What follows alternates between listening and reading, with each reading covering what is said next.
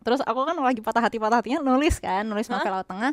Baru setelah itu aku jadi lawyer tuh ketika udah mau lulus, karena sebenarnya aku emang udah ujian profesi saat lulus S1 Kak. Tapi saat lulus S1 umurnya belum cukup buat sumpah jabatan. Itu aku benar-benar yang mangku laptop, nih tesisan nih, di belakangku tuh di monitor Kak Aliando lagi take. Tapi sebelumnya Kim emang aktif nulis novel gitu selain Laut Tengah atau gimana sih? Enggak, Laut Tengah adalah debut novel.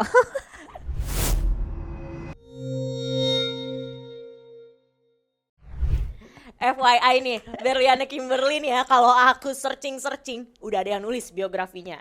Emang sih nggak yang setenar kayak Wikipedia siapa-siapa, tapi wah ini sih yang bikin tenar ya menurutku. Ternyata Kak Kim ini seorang lawyer loh di firma hukum. Bisa-bisanya Kak dari lawyer gitu kok kayak tiba-tiba nulis novel. Ngapain gitu, kenapa, kurang apa sih di dunia lawyer kan udah hektik banget. Iya, aku tuh sampai jadi keinget waktu itu pas lagi masa syuting Laut Tengah, itu Kak Ibrahim Rishad kan lulusan Fakultas Hukum ya. Terus dia tuh bilang kayak, Kim lo lagi nambah masalah apa gimana sih dalam hidup lo? Tuh kan, kok tiba-tiba pasti pada kepo. Iya, aku tiba-tiba dari jadi lawyer terus nulis novel gitu. Tapi kan sebenarnya Laut Tengah pun ditulis ketika aku belum selesai S2 ya waktu itu. Masih baru awal-awal kan nggak jadi tuh S2 ke Korea. Patah hati tuh kan S2 laginya di universitas yang sama gitu kan dengan waktu pas S1 di UGM kan. Terus aku kan lagi patah hatinya nulis novel Laut Tengah. Baru setelah itu aku jadi lawyer tuh ketika udah mau lulus, karena sebenarnya aku emang udah ujian profesi saat lulus S1 Kak. Tapi saat lulus S1 umurnya belum cukup buat sumpah jabatan. Wow. Gitu. Jadi aku tunda dulu 4 tahun ya kalau nggak salah, karena definisi kemudaan gitu ya. Iya, karena masih umurnya 21 waktu itu. 22 waktu itu 22, harus 25 kalau mau sumpah jabatan untuk lawyer kan. So aku nunggu. Nah sambil nunggu itu aku magang. Aku magang di lawyer, ternyata aku tuh menemukan firma hukum yang isinya orang-orangnya tuh kayak ambisius semua sih, ambisius, dan mereka selalu kayak apa ya yang bisa kita kerjain lagi gitu selain ini. Iya, terus kayak aku mikir, oh hobi gue nulis, ya udah deh gue ngehobiin nulis, ya udah nulis aja gitu. Ternyata kan malah sekarang nggak hobi lagi ya kayaknya, jadinya profesi gak sih? Kalau dulu suka aku kan mau nulis apa, kapan nulisnya, kalau sekarang kan nggak bisa. Tapi ya aku menikmati dan ternyata senang juga dan saling melengkapi gitu. Mungkin itu malah jadi satu poin plus gitu ya buat aku yang nulis novel tapi backgroundku lawyer. Karena jadi ada misalnya ada unsur-unsur hukum di dalamnya, terus kayak ketika riset hal-hal tertentu aku lebih mudah aksesnya gitu sih. Jadi saling melengkapi menurutku malahan. Berarti bisa dibilang si Haya ini kamu inspirasiin dari kamu juga gara-gara ketolak S2-nya Korea. Iya. Bedanya kalau yang itu definisi jalur pindah karena suami. Iya. Betul. Aduh, bisa aja kepikiran kayak gitu ya, tapi kan hektik banget Kak. Emang nggak handle klien gitu sehari-harinya? Handle sih, handle, tapi kayak karena di tempatku juga ada per divisi-divisinya ya. Ketika waktu pas lagi Laut Tengah mau naik, mau syuting dan segala macam, aku tahu diri gitu. Aku nggak handle klien sendirian gitu. Artinya aku cuman di bagian pemberkasannya, kemudian tidak terlalu banyak untuk involve ya ke pengadilan terutama. Nggak sebanyak ketika dulu di 2021 2022 awal apa ya, sebelum dia tuh syuting segala macam itu ya. Karena ketika dia syuting, aku benar-benar sempat kepikiran apa gue udahin aja ya gitu. Kayaknya harus konsentrasi salah satu. Tapi ternyata orang-orang di kantor itu malah yang ayo Kim gitu, justru keren loh kalau misalnya ada lawyer yang bisa ngasih ilmu, karena lawyer itu juga ada ini Kak, semacam kita harus ngasih ilmu kita tuh ke masyarakat itu. Ada juga yang mereka ngasih misalnya menangani klien secara gratis ya gitu, beda-beda lah caranya, tergantung bakat dan kemampuan ya gitu. Ternyata ya emang bakat tuh di nulis novel, dan semua bapak-bapak yang udah senior gitu, lawyer senior bilang itu justru satu poin plus Kim, satu poin plus kamu sebagai lawyer, kamu bisa dekat dengan masyarakat, satu poin plus juga buat kamu sebagai seorang penulis novel gitu, karena kamu punya background yang nggak semua orang punya. Jadi oke, ternyata saling melengkapi gitu satu sama lainnya. Jadi bisa dibilang kalau Gen Z sekarang sorry banget nih, gue nggak bisa gabut coy, gitu ya. Itu ya masih aktif aja handle kliennya juga. Itu juga salah satu hal yang mungkin kalau misalnya orang-orang bilang oh seru ya gitu hidupnya si Kim ya gitu, bisa kesini terus kayak misalnya nanganin Laut Tengah lah, terus kayak dia lawyer juga segala macam. Tapi ada satu yang harus dikorbankan kan. Nah pengorbanan itu ada di situ. Mungkin weekendku nggak bisa selo orang lain. Ketika yang lain tuh misalnya Jumat, kan Kamis malam tuh biasanya udah pokoknya lawyer tuh kalau misalnya Kamis malam udah pada jalan-jalan lah, pada kayak inilah santai lah, karena Jumat itu hari pendek juga kan, udah pada mulai agak santai. Tapi kalau aku ketika weekend berarti sama dengan aku harus ngurusin novel, harus ngurusin konten kayak gitu. Atau misalnya oh kasus lagi longgar nih, lagi bisa ditinggal karena lagi ditanganin sama divisi lain misalnya kayak gitu. Yang lainnya gabut, aku nggak bisa, aku harus mikirin yang lainnya lagi. Terus aku juga ngalamin kalau kemarin tuh yang hektik karena aku tesisan S2 Kak. Aku baru wisuda S2 tuh besok 2 minggu lagi. Pas lagi nulis Laut Tengah juga? Lagi syuting. Jadi aku bener-bener tesisan nih. Nah itu aku sempat off sih. Jadi aku sistemnya per case gitu ya sama firma, karena aku pun lagi tesisan. Jadi aku nggak bisa untuk in charge banget di kantor kan. Itu aku bener-bener yang mangku laptop. Nih tesisan nih, di belakangku tuh di monitor Kak Aliando lagi take. Aku harus ngawasin juga. Jadi begitu dia action, Kak Aliando sama Yoriko lagi take nih sebagai Haya dan Zidan, mereka take, aku ngawasin. Terus sama Pak Archie, oke kan ya, Pak Archie sutradara kan di sampingin. Oke aman kan ya, aman gitu. So aku nanti ngetik lagi. Dia udah cut, aku ngetik tesis lagi gitu. Jadi tesis itu baru selesai draftnya full itu ketika syuting Laut Tengah wrap. Syuting Laut Tengah wrap, aku submit tesis. 3 hari kemudian aku sidang. Waduh. Tesis. Berarti kayak ala-ala bikin konten gitu ya? Iya. Aku penulis novel. Nulis novel doang ya? Enggak lah, tesisan sekalian. Jadi tapi itu kerasa kemarin, itu benar-benar kerasa bulan Juli, pokoknya Mei, Juni, Juli ya, itu hektiknya luar biasa sih. Apalagi syuting Korea, misalnya mereka syuting selesai jam 9.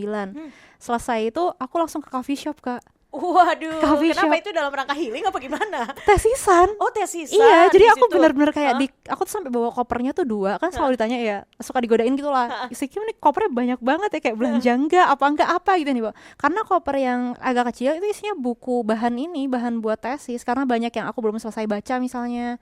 Jadi ya emang ya itu pengorbanannya di situ ya, waktu, terus mungkin banyak nolak.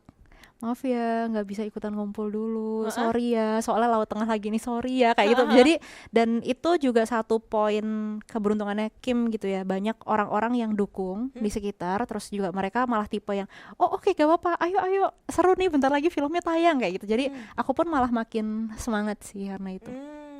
Tapi sebelumnya Kim emang aktif nulis novel gitu selain Laut Tengah atau gimana sih? Enggak, Laut Tengah adalah debut novel. Gildas ya definisi. Waduh, benar-benar debut tapi udah langsung diangkat jadi film debut, gitu. Iya, jadi debut tahun 2022 bulan April kan, ini Laut Tengah. Terus dia kan diadaptasi di 2023 ya, syutingnya di 2024. Tapi itu pertama kali, dulunya tuh Kim serius banget, asdos banget, bikinnya tuh artikel ilmiah. Bukan bedah novel tapi conference. Oh gitu. Iya kan, ketemunya. Jadi benar-benar fakta banget. Iya, fakta banget dan ilmiah banget, kan beda ya cara ininya. Makanya ketika baca novel Laut Tengah, terus misalnya ya ada orang yang sadar gitu, compare dengan Langit Goryeo, gaya tulisannya Kim tuh lebih santai atau lebih flow banget tuh, romance-nya lebih ngalir lah ya bahasanya tuh di Langit Goryeo, dan itu aku mengakui gitu.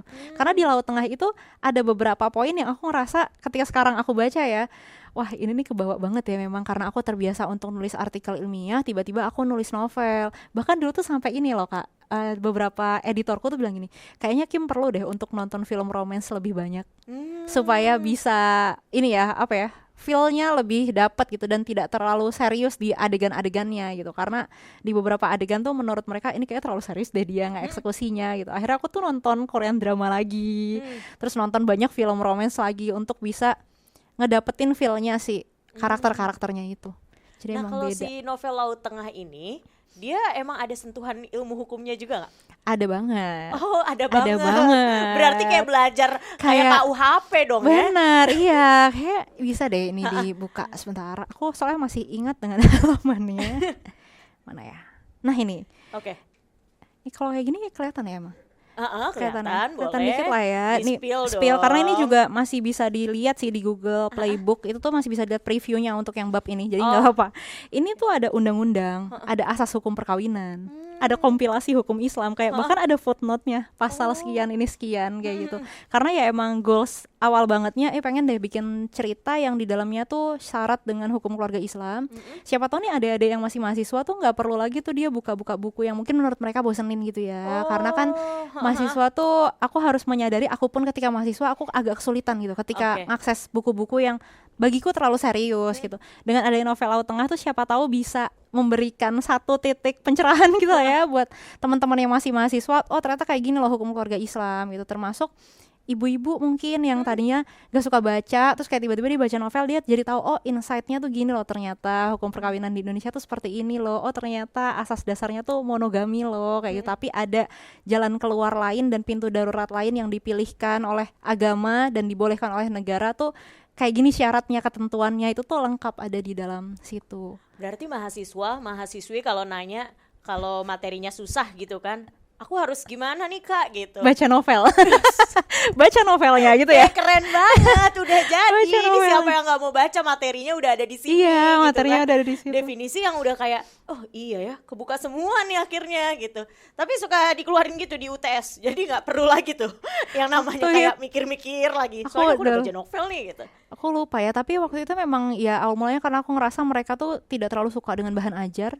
Terus sekarang kalau misalnya ada adik-adik yang nanya, misalnya aku lagi ngajar gitu ya di mana, terus mereka bilang, "Mbak, ini susah banget gimana ya belajarnya? Coba deh buka Laut Tengah halaman sekian," kayak gitu. Atau enggak kayak coba pelajarin karakter ini gitu. Nanti kamu lihat tuh siapa aja hubungan kekeluargaannya, kenapa kok dia nggak boleh sama yang ini, kenapa dia kok diharamkan dengan ini misalnya gitu ya, tentang garis hubungan keluarga gitu. Coba baca novel Langit Goryeo misalnya. Terus masalah banyak sih, nggak cuman masalah hukum keluarga aja ya, tapi di situ juga ada cuplikan sedikit tentang hukum lalu lintas kalau yang di Laut Tengah. Kalau yang di Langit Goryeo emang dia lebih syarat dengan hukum keluarga sih. Kalau di Langit Goryeo, bedanya apa nih sama si Laut Tengah? Nah ini orang-orang tuh banyak yang ngira Langit Goryeo itu sequel Oh, kayak season 2 gitu kan. tapi Padahal bukan, dia ini spin off. Jadi dia bisa dibaca barengan, bisa kepisah gitu loh Kak. oh gitu. Karena jadi kan kalau di Laut Tengah Hanel itu jadi second lead. Nah di Langit Goryeo dia jadi peran utama. Wah, Gitu. langsung naik ya honornya Hanel ya. Iya dong. Soalnya Hanel tuh di Laut Tengah kayak apa ya? Kayak cowok yang sangat disayangi, karakter fiksi yang sangat disayangi, fandom dia cukup gede gitu ya, fandomnya si Hanel. Terus mereka waktu itu enggak, aku nggak mau ya, pokoknya Hanel harus ada ceritanya sendiri Kak gitu. Karena memang dia tokoh yang menarik banget sih, menarik. Selain karena dia emang cowok Korea gitu ya, tapi memang banyak hal yang menarik dari dalam dirinya dia. Jadilah dia peran utama di Langit Goryeo. Tapi boleh kali Kak, nanti spill sendiri ya, ada episode tersendiri nih kita bahas si Goryeo kayaknya. Iya benar. Udah mana Hanel honornya naik gitu kan, nanti bisa-bisa Hanel jadi peran utama beneran nih di film nih.